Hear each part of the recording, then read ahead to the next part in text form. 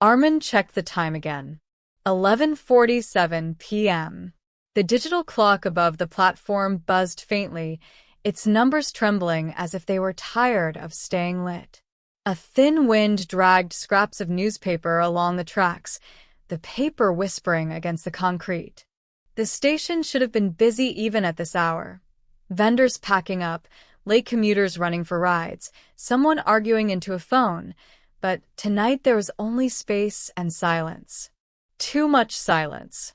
A broken tube light flickered overhead, washing the platform in pulses of weak white. Every time it dimmed, the shadows stretched longer, crawling toward him, and every time it brightened they snapped back like they had been caught doing something wrong. Armin shifted the strap of his bag on his shoulder. He told himself he was just tired. Long day, overtime, missed dinner. Anyone would feel strange standing alone near midnight. But he wasn't alone. A few passengers waited farther down the platform. A man in a formal suit stood near a pillar, hands at his sides, staring straight ahead. A teenage boy sat on a bench, unmoving, his head tilted slightly downward. A woman dressed in black stood near the edge, her hair hanging like a curtain, hiding her face. None of them spoke. None of them checked their phones.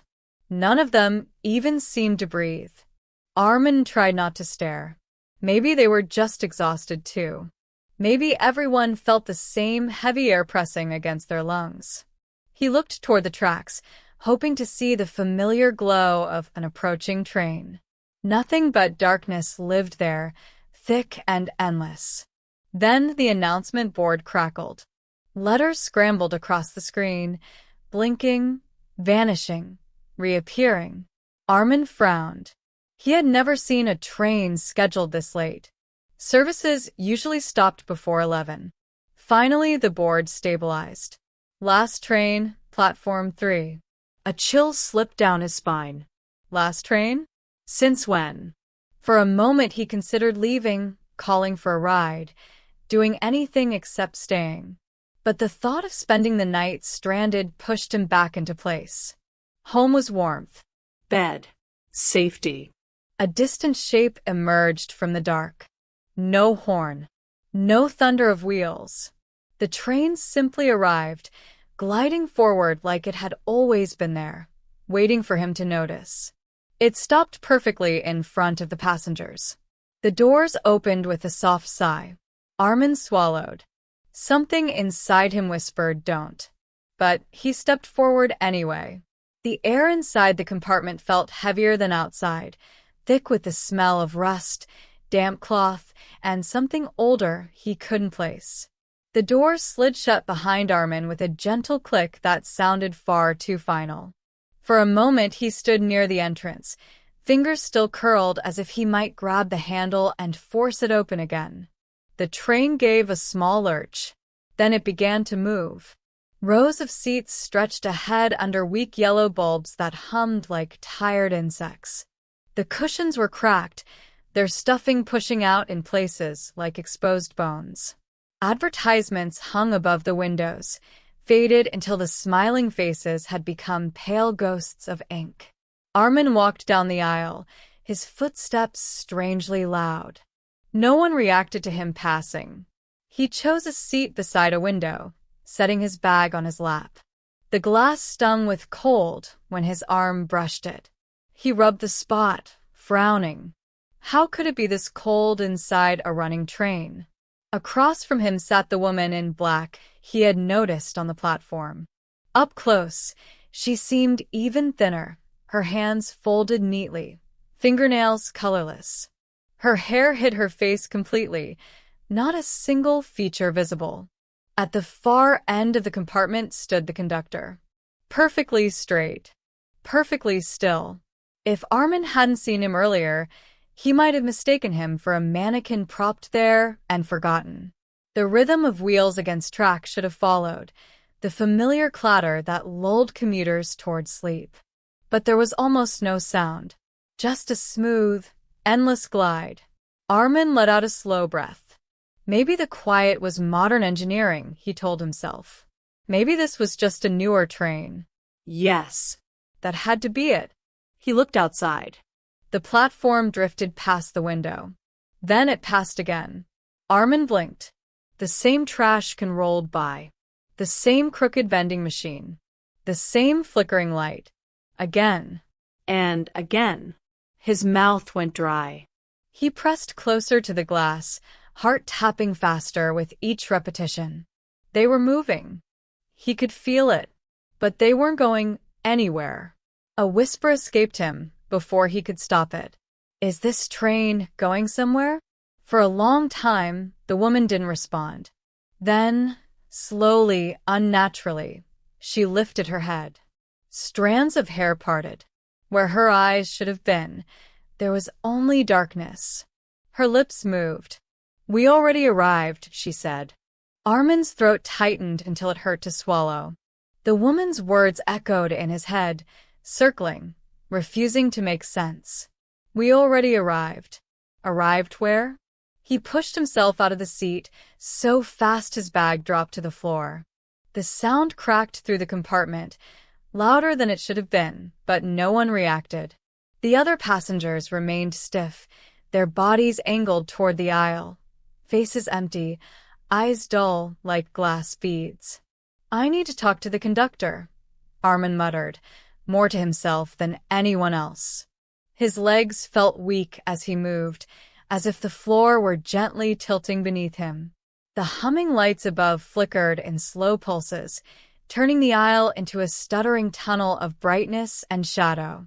Each time darkness brushed across the conductor, Armin had the terrible feeling the man had moved closer, yet when the light returned, he was still at the far end. Waiting. Armin stopped in front of him, breath coming short. Up close, the conductor looked wrong in small, impossible ways. His uniform was neat but outdated, the buttons dull with age. His skin had a waxy tightness, stretched like it had forgotten how to be alive. Hey, Armin said, forcing the word out. Something's not right. The train isn't leaving the station. The conductor's eyes opened. Armin wasn't sure they had been closed before.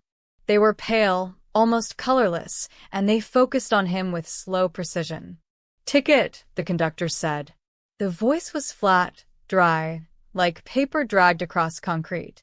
I bought it on my phone, Armin replied quickly, relief sparking. Good. Normal conversation. Something real. I'll show you. The conductor raised his hand. Ticket. Armin fumbled for his phone, fingers slippery with sweat. The screen woke instantly, far brighter than the train lights. But there was no network symbol, no messages, no familiar apps. Just a single image. Armin stared. It was him, standing in this very aisle, his face twisted in panic. The photo had been taken from outside the train, beyond the window, where nothing should exist but night. A cold wave rolled through his body. What is this? Ticket, the conductor repeated. I want to get off, Armin whispered, the plea breaking apart in his mouth. The conductor tilted his head a few degrees, as if listening to a distant sound. Then his lips parted. No one gets off, he said.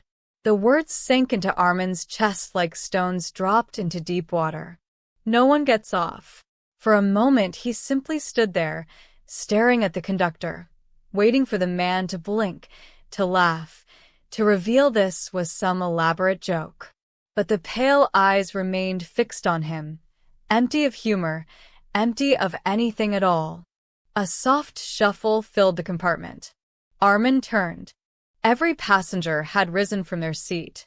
He hadn't heard them stand. He hadn't seen them move. Yet they were all upright now, forming a loose wall behind him. Men, women, young, old. Faces drained of color, lips cracked, eyes reflecting the weak yellow light like wet stones at the bottom of a river. All of them looking at him. His pulse thundered in his ears. Stay back, he said, though his voice trembled so badly it barely carried. The woman in black stepped forward. He was sure she had been across the carriage only seconds ago, but now she stood an arm's length away. The air around her felt colder than winter wind.